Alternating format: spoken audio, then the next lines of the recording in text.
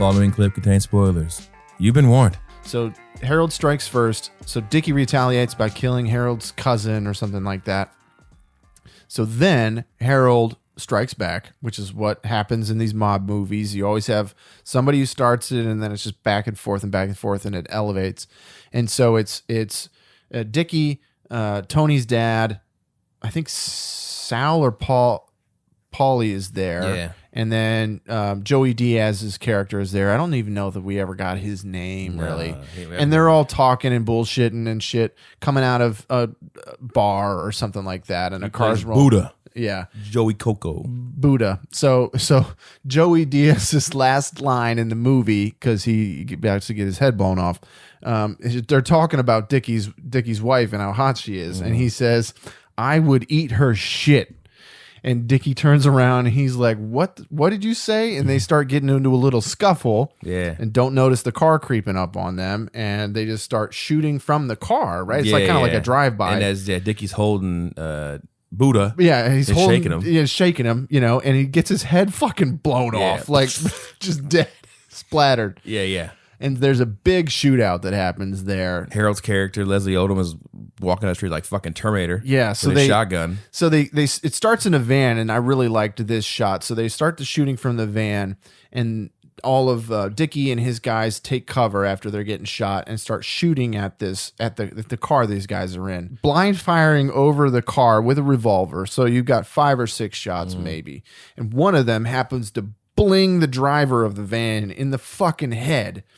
But it's a cool shot because we're seeing from behind him. We're in the back seat, and you got Leslie Odom Jr.'s character Harold up front in the passenger seat, and the driver gets blipped right in the forehead, and the van takes off and crashes right into a tree or a pole or something that's right there. I really like that shot. Like I said, I like it when the violence just comes out of nowhere and it happens. I mean, happened to Joey Diaz. Rest in peace. Yeah, head explosion. And then this guy gets his brain blown off, and maybe the unluckiest shot in cinema history. Right. But yeah, then Leslie Odom, Harold, gets out of the car like a fucking badass.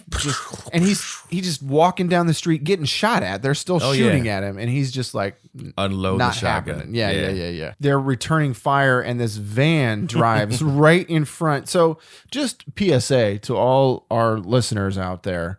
If you're ever rounding the corner and there are many men shooting at each other, just stop. Yeah. Put that sumbitch in reverse and go back the other way. Do not try to drive between. Don't drive through them. The people that are shooting at. Pro tip. It's a pro tip. Pro tip for you, because they just get fucking wasted going between. He fires a shotgun. Right. That would have killed Dickie probably. Yeah. And then the van just comes hits in play. it hits the driver of the van, and that poor fucking van just, and then catches on fire and shit.